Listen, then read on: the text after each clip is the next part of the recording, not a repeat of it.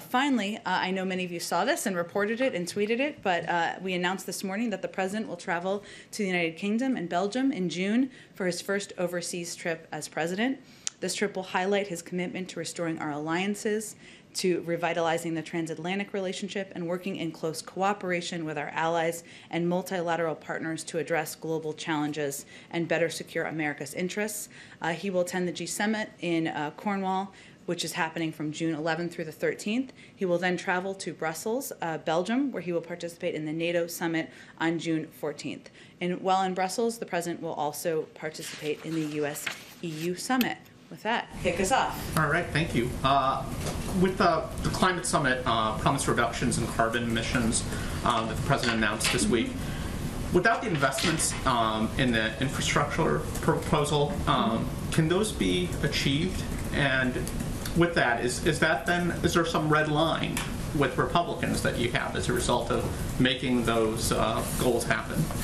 Well, first, yes, absolutely, it can be achieved because we have several paths toward achieving that objective and that goal. Some include legislation, the American Jobs Plan, but there are additional legislative options. There's executive options that are also on the table, and of course, working with the private sector and states and localities to continuing to take additional steps forward. But I'll also say that we have every intention of getting the American Jobs Plan passed and signed into law.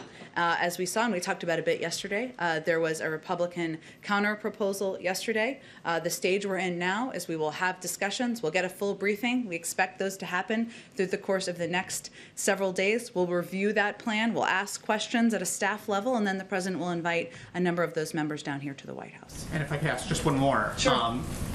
Is the President speaking today with President Erdogan?